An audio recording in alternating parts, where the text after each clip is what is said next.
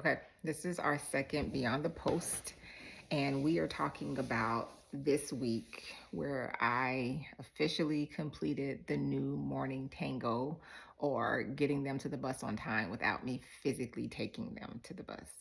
And the week was a rocky one.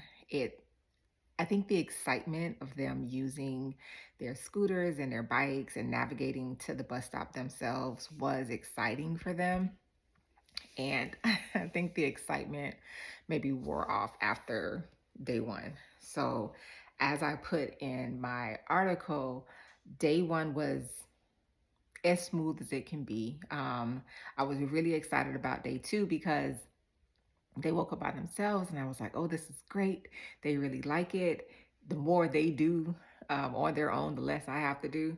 And that was short lived. I think the running theme for my son is just he sleeps through all the alarms. So once upon a time, I looked at in a like a bed shaker alarm. It's like an alarm with an attachment. I think like you slide under the mattress and it helps it helps wake him up. I might have to look into that again because yeah, he's consistently missing his alarm and is usually the one we're waiting for. I like to watch them leave. So it's usually the one we're waiting for to finally come out to the garage so that they can leave. Um, Other than that, I think it was pretty successful. I love the fact that I was able to find an hour or two to carve out as a result of doing this. It um it gave me a little bit of mom time back, and I haven't had that. So 22 years. I haven't had that in 22 years where my morning hasn't been dictated by somebody else. So I have to say, like Monday and Tuesday, I I had to get like creative. You ever feel like as a mom where your so much of your life is orchestrated by what you need to do for whom or who needs what done, so you kind of build yourself around that.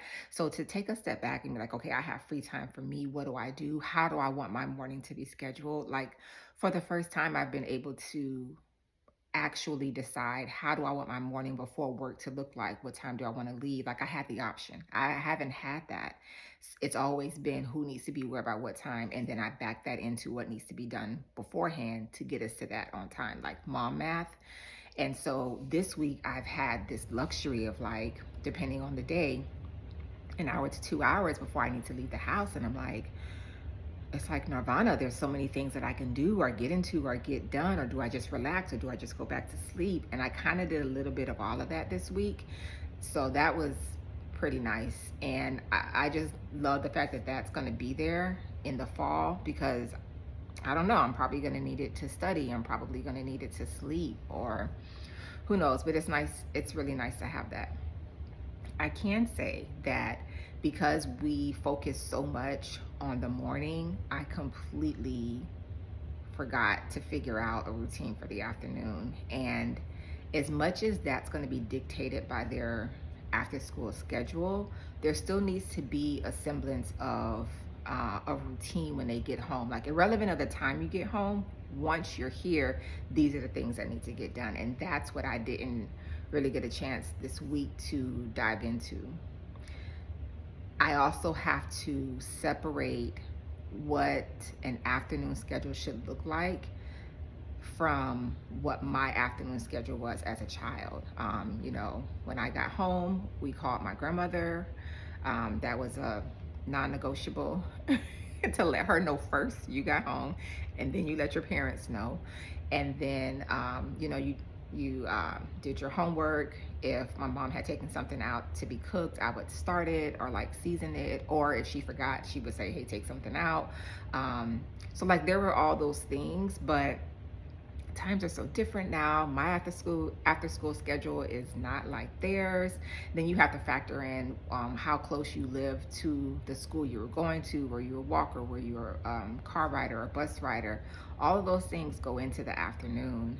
So I haven't really had to dive into a set schedule for the afternoon, but I'm gonna have to, and I'm gonna have to take some time with that one because I honestly don't know. But like I said, that's a rabbit hole that I didn't go down, but I probably need to. Um, I still consider this week a win. I'm really proud of us for getting up every day, for them making the bus. They didn't miss the bus one day, so that was exciting. And we'll see how the rest of the week goes. I'm hoping for the most part it's something that we can continue.